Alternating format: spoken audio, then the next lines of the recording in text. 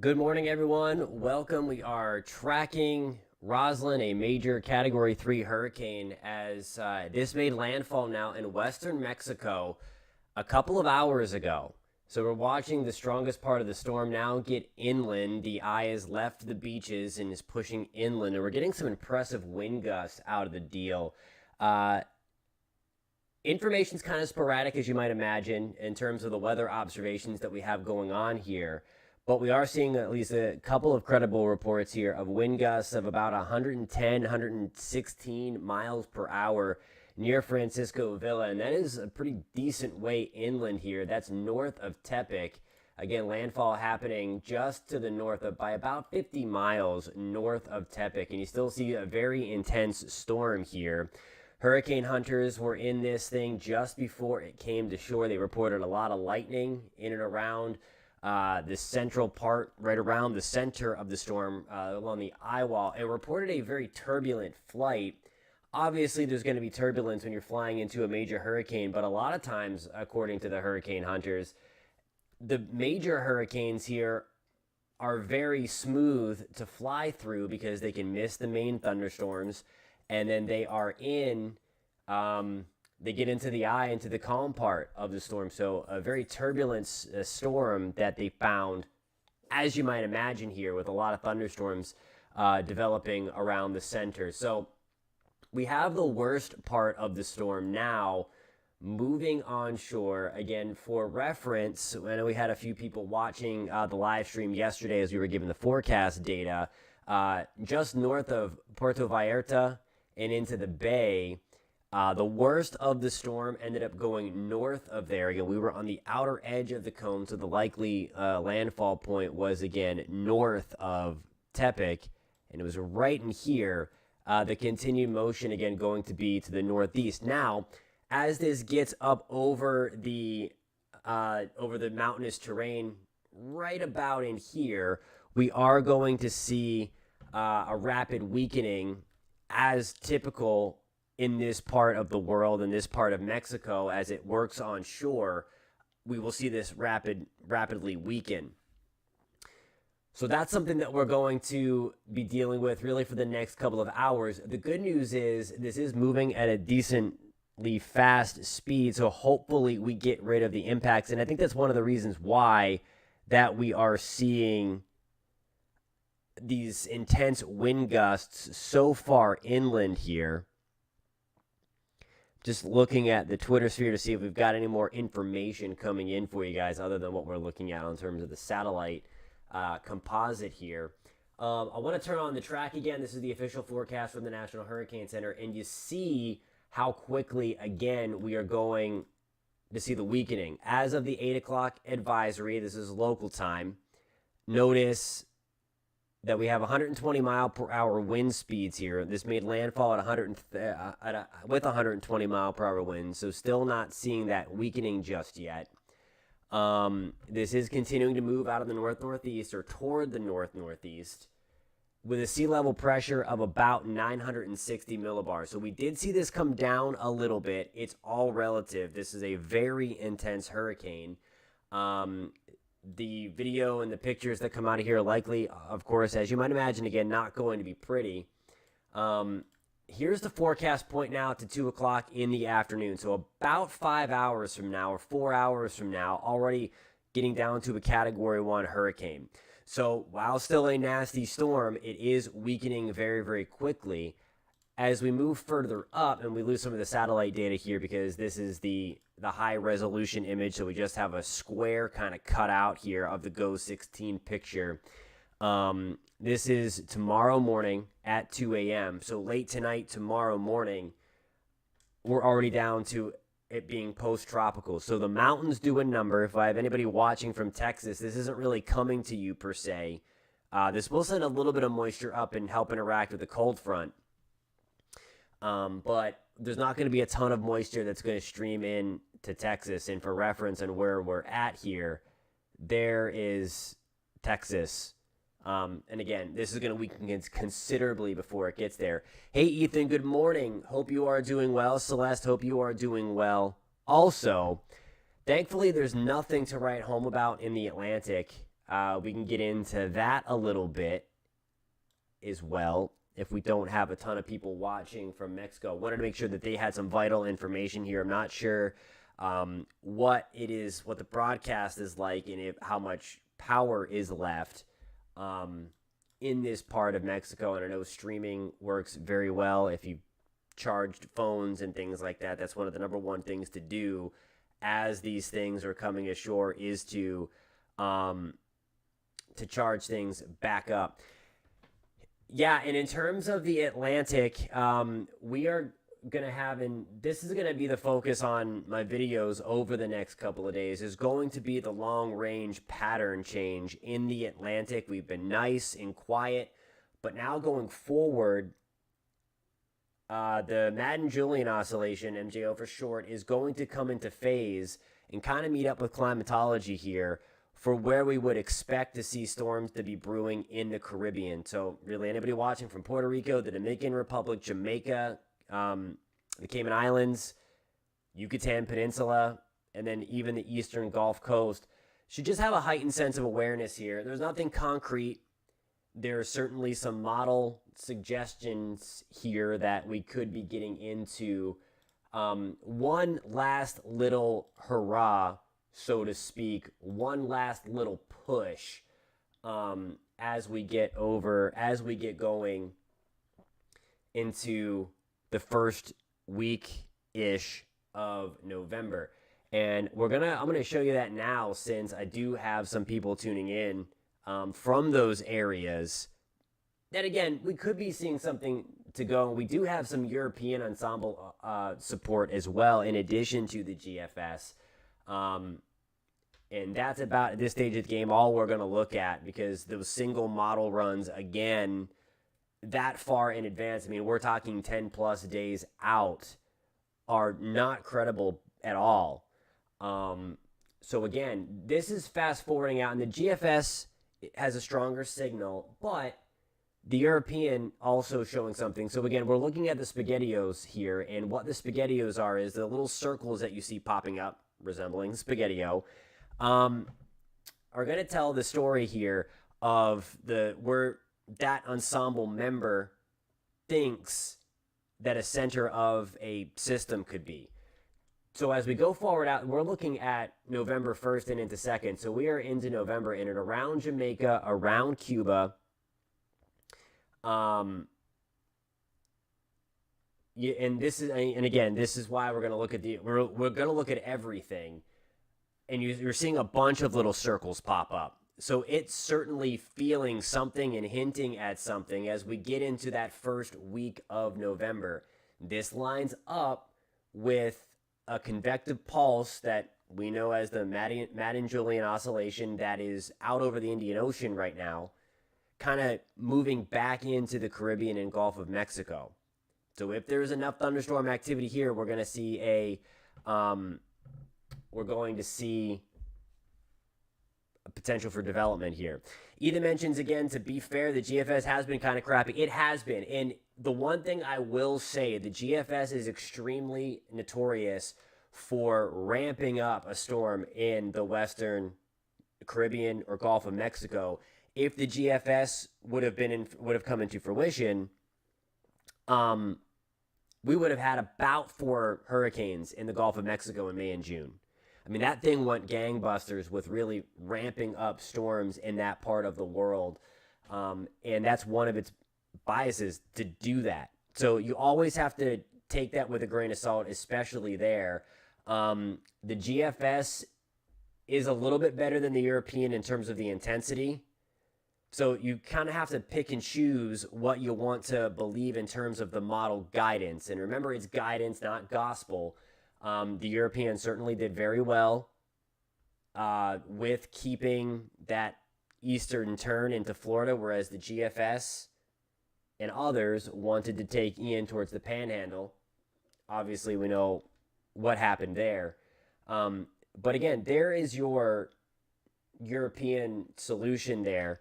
Again, there's a lot of mumbo jumbo. There's a lot of noise on the ensemble SpaghettiOs that I am showing you there. But the main point is that whenever you have some model, even when you have model support. When you have that support, you look, okay, why might the model be showing this? And as we look deeper, we see that there is a pulse, if you will, convective pulse that's going to be moving through the Eastern Pacific and then eventually back into the Caribbean. So there is a reason, there is large-scale forcing to kind of back up what the model is showing. And then we're also getting into the climatological period that this is exactly where we would look for late season shenanigans in the Atlantic. So just keep that in mind there too, that we have that as well. If you are new to the channel, if you are finding us for the first time, I would love to know where you are watching from. And if you are a fan of tracking the weather and talking about the weather, we would love to have you on board. Please hit that subscribe button. And again, post where you are watching from in the comments. If we do have any viewers from Mexico, we will head back over to talk about Roslyn that made landfall earlier this morning, but we had a few viewers from the Caribbean and from the Atlantic side of things. We hopped on over to kind of look long range a little bit, so you guys can kind of dictate what we talk about. That's what we do here on this channel. Looking at the GFS ensembles, and same kind of picture, but you see, I mean, it's favoring the Eastern Caribbean, and it's got some pretty strong strong hurricanes if this were to come into fruition in the extreme Southwest Atlantic. And then, I mean, again, really anywhere in that. But what we're looking for in this stage of the game is if there is kind of model support. Because, I mean, we are talking beyond 10 days. I mean, this is the first week of November. So we've got to go through a couple of weeks. I do think things are going to be relatively quiet in the Atlantic until we flip that page into November. And as we saw in 2020 with Eta and Iota into Central America, that's where we would tend to look. We can get those really big, nasty hurricanes this time of the year in the Caribbean. So just because things that we've already seen a couple of major cold fronts and we have winter weather going on in Montana as part of this is what's going on in Montana. If I have anybody tuning in from the Rockies or Western Montana, this is the future radar now. We've got a big-time snowstorm going on. Blizzard conditions, or at least close to it, working their way in through parts of northern Montana. And you see the darker blue. This is the future radar now through Sunday afternoon. And it's snowing heavily into Great Falls, into Helena, some heavy rain towards Miles City, and then you see some of that cold air kind of filter in as that system pushes through. So there's a lot going on across the lower 48 of the United States. Right now, there's really not much going on in the tropical Atlantic. It's all about the tropical Pacific. There is some severe weather in the forecast. We're going to look towards the upper Midwest for that. And it's crazy because they were just super, super cold.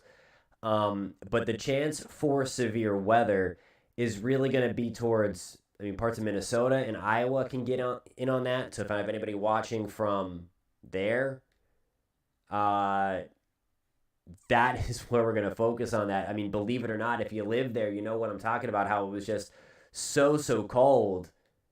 And now we're back to talking about severe weather. So the main threat really as we get into today on the warm side of this snowstorm is going to be in western Minnesota, down through eastern Nebraska, and then into parts of Iowa. And I'll try to bring up a future high-res radar for you. But just in case, if anybody tuning in from Mexico, and please post who you're watching from this morning if you are just joining us, and we can better serve you and better have more conversations about what the weather is doing and where you are tuning in from. But today the severe weather threat's going to be in Minnesota, Iowa, Nebraska, and then tomorrow closer to Texas and into Arkansas, Louisiana, deep south as that cold front kind of blasts right on through. So that's where that is. In terms of Roslyn, and the next update's going to be coming up in about a couple of hours from the National Hurricane Center, about 11 o'clock, right before likely. It came ashore officially this morning as a 120 mile per hour Category 3 storm. It was still packing a punch. If you're just joining us, hurricane hunters had a rough ride. Again, I'll be like, duh, it's a Category 4, Category 3 hurricane.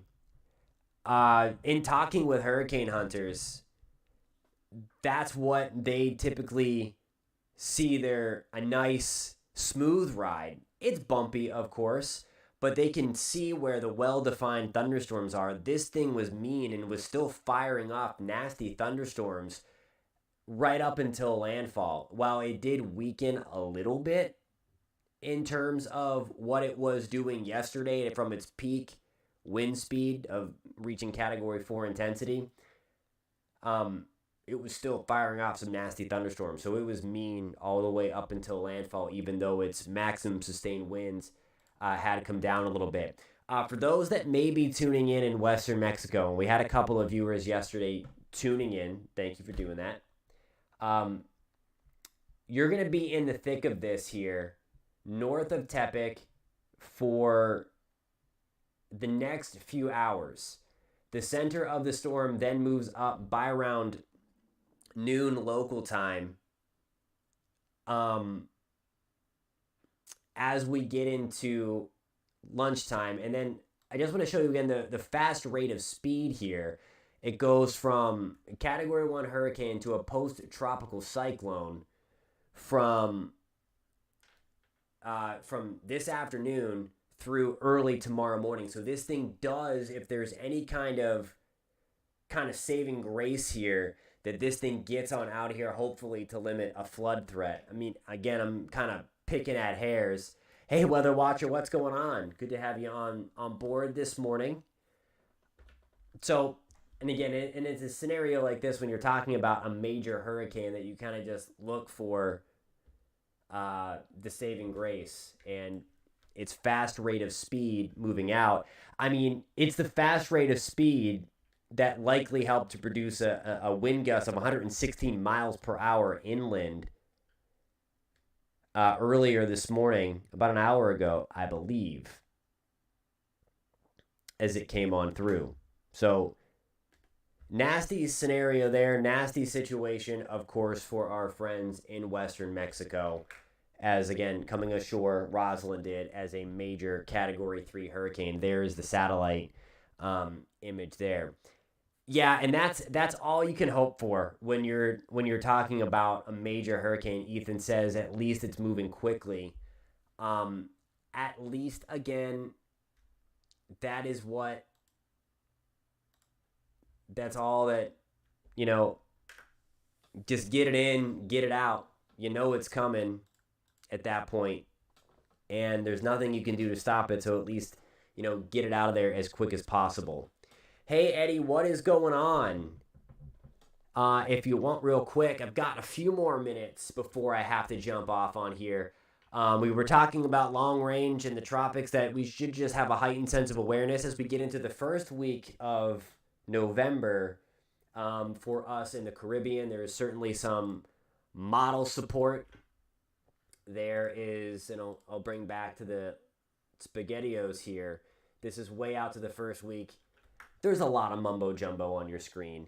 There's a lot of circles. I know it looks crazy, but what this says to us is we're looking for the little circles, and there's little circles everywhere. Those are the different ensemble members kind of picking out where it thinks the center of something could be.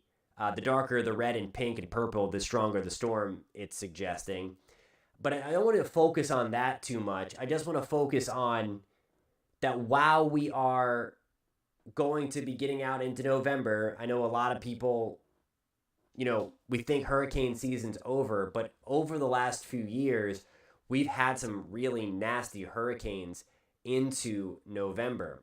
And we don't like them in the Western Caribbean, not only because they could impact Central America, Honduras, Nicaragua, Belize, into the Yucatan Peninsula, Cuba as well.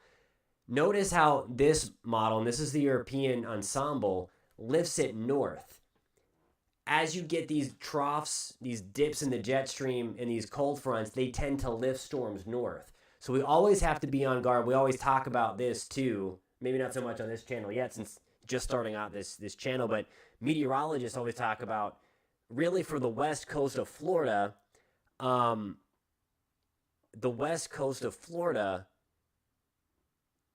the eastern Gulf of Mexico, the Gulf Coast of Florida, that's really the time for that part of the season, because you have storms that kind of get lifted up out of the Caribbean and then move east. I mean, the example was Ian, how it was way down south, way down into the Western Caribbean, and then it felt that tug of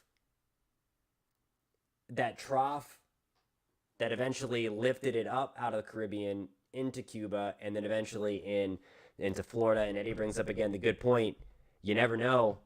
You can get stuff in December. We've had in the past. Typically, they become less impactful in December. As climatologically shows, as at least from a climatological standpoint too, we are in that little uptick in the latter stages of October, early November, for tropical development. Lost my train of thought. Need more coffee this morning. Ethan asked, does this have a chance to hit the south? I would imagine are you referring to any storm that gets going in the Caribbean as we get into November? I would assume that's what you are asking. I mean, it does. And just, again, looking at what the ensemble wants, if it times out right and there is a big dip in the jet stream out west, like, for instance, what's going on right now, this does have the potential to lift north and then impact the deep south or southeast corner of the United States. So that's always something that if we do get something going in the Caribbean, and if there is a system in the west, that dip in the jet stream out west, there could be something there. Hey, Dorla, good morning. Hope you are doing well in Belize. Welcome to the channel if you are a first-time viewer. Welcome. We'll be watching the Caribbean for you. There's nothing out there. I want you to know that if you joined us mid-conversation. There's nothing out there in the Caribbean. The pattern does become a little more conducive to tropical development, though, as we get into the first week of November. And climatologically speaking, we get an uptick. And if we're going to find something to develop tropically anyway, it's going to be in the Caribbean. So welcome to the channel. I hope you are finding this informative and you are enjoying the conversations that we are having here. As you mentioned about Roslyn there, I assume that's who you're talking about, land to put herself out of the misery. And that's one thing Mexico does very well. I wish that this wasn't impacting anything, but as these things do come ashore, and I'll get you back to the satellite, if you are in fact watching from Mexico and looking for information, I know that information can sometimes be extremely scarce. There it is. I mean, officially making landfall as a Category 3 hurricane a couple of hours ago. Still bringing winds. Likely now less. We're waiting for another update from the Hurricane Center officially, but still bringing winds of over 100 miles an hour. Just about an hour ago, had reports of 116 mile per hour wind gusts. Well inland.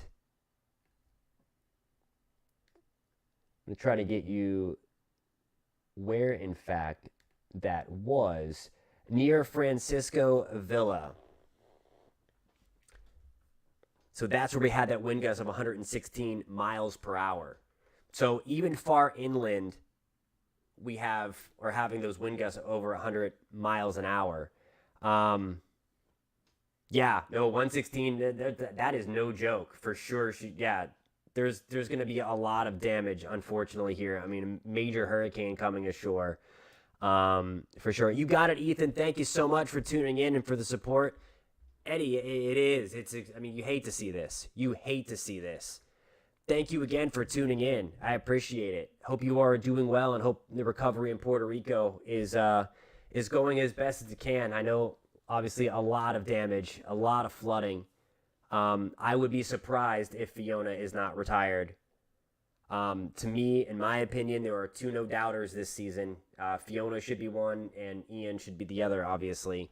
And then, obviously, in the Eastern Pacific, completely different set of names, but Roslyn doing what we would expect is a lot of damage, with wind gusts being reported of well over 100 miles an hour, even far away from the center, far inland as well. Thank you. I see we have a bunch of new viewers tuning in now. If you are new to the channel, welcome. We talk all things weather. We track the weather together on here. We have a lot of good conversations with everybody, so we would love to have you on board.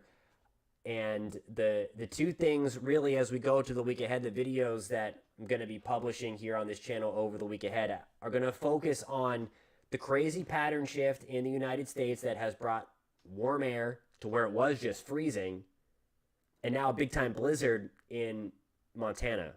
We're near blizzard. But then also in the Caribbean, we could be looking at an uptick in tropical activity as we fast forward into November, and that is a long ways away.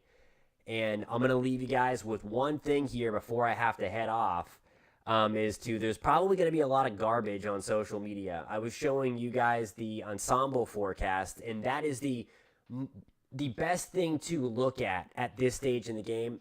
It's hinting at tropical development the first week of November. Again, that is 2 weeks away. But an individual model run is not going to be able to kind of hone down on where development is going to be. There's no way, only God knows if anything is going to develop, and certainly where it could go or what impacts are, 2 weeks out or more. But anyway, that's my mini rant here, is just to be careful what you see on social media. Nothing is guaranteed to form in the Caribbean. There's just going to be something. If you follow the weather closely, you know about the Madden-Julian oscillation, especially when it comes to tropical meteorology. We are going to see it come into phase, as we call it, for a little bit of push in the Caribbean that first week of November. So we're going to be watching that closely, and we have a lot of people that subscribe to this channel from the Caribbean, so we're going to be watching that closely for you. And then the Southeast United States, potentially, again, that is more than 2 weeks out down the road. Thank you guys so much for tuning in to this live broadcast, as we have been not only tracking the latest with Major Hurricane Roslyn, that will continue to rapidly weaken as it moves inland and encounters the terrain. Be on the lookout for flash flooding and mudslides if you are tuning in from western Mexico. And again, to give you a closer look, I'm going to go in. I don't have radar data from this part of Mexico, so it's kind of hard to see exactly what is going on. But the satellite kind of tells all here. I'm going to try to bring up some lightning data if we have the visible spectrum coming in, and we don't obviously have visible satellite until the sun comes up. So I'm loading in the GO 16 visible satellite image. You can just kind of see some of those clouds come in. You'll see it pop up here as the sun comes up, and there's the gray, and we can kind of, I'm going to take the National Hurricane Center track off real quick so we can kind of look a little closer for you. Again, if you're tuning in from Mexico, we have to wait until we get the sun so you see it loading, and then the gray pop-ups. We just barely have it, but there are still some nasty thunderstorms around. I'm going to lower the frames here so we don't have so much of the kind of dead space. Load that back up. Here's a really close view So El Rosario, La Rostra, we are seeing that. Some really nasty thunderstorms if you're familiar with this area. 23 right there, 44. Whoops, my telestrator's gone crazy on me. But you see that little puff right there. So still some nasty thunderstorms firing around the would-be center where Roslyn came ashore just a couple of hours ago. And there, again, landfall was about right in here. Forward motion going to continue up this way. Tepic, our weather is going to start improving. It's going to be a little gusty. There's going to be some very heavy rainfall. But if you're watching from that area, certainly if you're watching from Puerto Vallarta, in there, we will see things start to improve over the next couple of hours, and certainly as we get into the evening tonight. Thank you guys again so much for tuning in. If you are new to this channel, we would love to have you on board. We track all things weather. We track the weather together. We love having the conversations from everybody that we've met around the world, really. But we'd love to have you on board. We'd love to have your reports when we get impacted by the weather. And again, the theme of this week is going to be watching the Caribbean for tropical development. Would love to have you on board for that. Please hit the subscribe button and share with your friends. Again, we are thinking about our friends in Mexico as major Hurricane Roslyn continues on the western side. Again, that's the Eastern Pacific Basin. The Atlantic, nice and quiet, just that one little area in the North Atlantic that is likely going to be inconsequential. Thank you guys for the support. Thanks for tuning in. It was great talking to everybody. Wish it was under different circumstances, of course, as we still have the nasty weather going on in western Mexico. Thanks so much, guys. I appreciate it. Have a good one. Have a good rest of your weekend.